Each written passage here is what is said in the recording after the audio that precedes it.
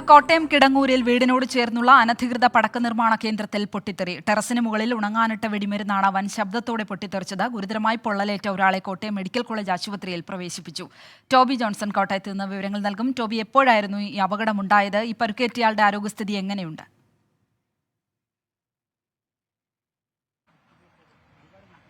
ഇന്ന് 10:30 കൂടിയാണ് ഈ ചെർപ്പുങ്കൽ ഭാഗത്ത് ചെമ്പിളാവ് എന്ന് പറയുന്ന സ്ഥലത്ത് വെച്ച് ഈ കിടങ്ങൂരിൽ അപകടമുണ്ടായത്. ഒരു വീട്ടിലാണ് ഈ ഒരു പടക്ക നിർമ്മാണ ശാല ഉണ്ടായിരുന്നത്. അതായത് അനധികൃതമായിട്ടുള്ള ഒരു പടക്ക നിർമ്മാണശാലയായിരുന്നു എന്നുള്ള വിവരമാണ് ലഭിക്കുന്നത്. അവിടെ ജോലി ചെയ്തുകൊണ്ടിരുന്ന ജോജി എന്നയാൾക്കാണ് പരിക്കേറ്റിരിക്കുന്നത്.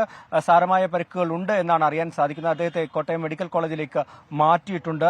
ഉണക്കാൻ വേണ്ടി ഇട്ടിരുന്ന ചില മരുന്നുകൾ, വെടിമരുന്നുകളാണ് പൊട്ടിത്തെറിച്ചത് എന്നുള്ളൊരു വിവരമാണ് പ്രാഥമികമായി നമുക്ക് ലഭിക്കുന്നത്. വലിയ ശബ്ദത്തോടെയുള്ളൊരു പൊട്ടിത്തെറിയായിരുന്നു. അത് നാട്ടുകാരെല്ലാം തന്നെ ശ്രദ്ധിച്ചു.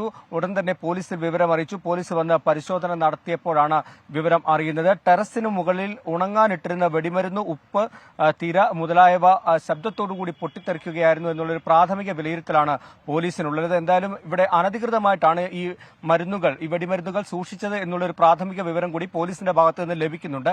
എന്തായാലും കിടങ്ങൂർ പോലീസ് ഈ വിഷയത്തിൽ വിശദമായിട്ടുള്ള അന്വേഷണം ആരംഭിച്ചിട്ടുണ്ട്.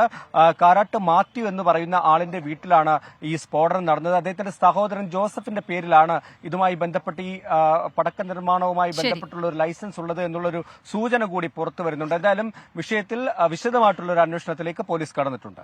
ശരി ടോബി. 24 അഞ്ചിന്റെ വജ്രത്തിളക്കം.